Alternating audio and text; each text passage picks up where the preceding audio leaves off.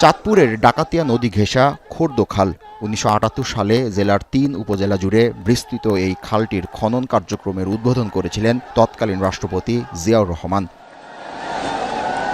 প্রায় ৪৬ বছর পর বাবার স্মৃতিবিজড়িত সেই খালটির পুনঃখননের কাজের উদ্বোধন করলেন ছেলে বর্তমান প্রধানমন্ত্রী তারেক রহমান।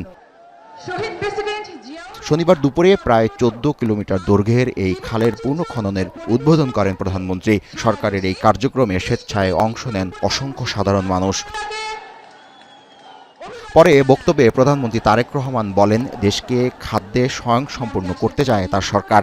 এ লক্ষ্যে আগামী ৫ বছরে ২০,০০০ কিলোমিটার খাল খনন করা হবে। সামনের বাজেট থেকেই কৃষক কার্ড ও ফ্যামিলি কার্ডের মাসিক টাকার পরিমাণ বাড়ানো হচ্ছে বলেও জানান সরকার প্রধান। খাল খননের ভিতর দিয়ে কৃষক ভাইদের উপকার হবে। কৃষক ভাইদের উপকার হলে কৃষকরা ধীরে ধীরে স্বাবলম্বী হবে, এবং কৃষকরা স্বাবলম্বী হলে এই দেশের অর্থনীতি ধীরে ধীরে মজবুত হবে। এই দেশের অর্থনীতি মজবুত হলে এই দেশের মানুষের অর্থনীতি মজবুত হবে।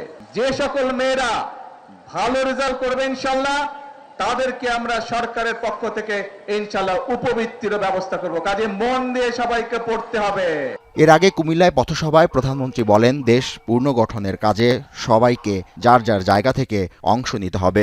কুমিল্লাকে বিভাগ করা নিয়ে সরকার আন্তরিক বলেও জানান তারেক রহমান। দেশ যদি স্বাধীন করে, দেশকে যদি স্বৈরাচার মুক্ত করে, পরবর্তী কাজ হচ্ছে দেশকে পুনর্গঠন করা, দেশকে সামনের দিকে নিয়ে যাওয়া, দেশের মানুষের জন্য ব্যবসা বাণিজ্য চাকরি বাকরি এগুলি নিশ্চয়তা বিধান করা, দেশে যাতে মিল কলকারখানা তৈরি হতে পারে, দেশে যাতে বেকার সমস্যার সমাধান হতে পারে, সেই জন্য কাজ করতে হবে।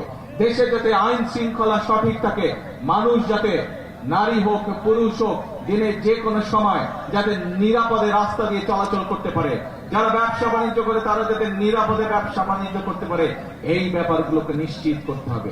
কৃষকদের স্বাবলম্বী হিসেবে গড়ে তোলার কথা জানিয়ে প্রধানমন্ত্রী ঘোষণা করেন, কুমিল্লায় একটি কৃষি বিশ্ববিদ্যালয় করা হবে। জাবেদ আব্দুল্লাহ, এখন, ঢাকা।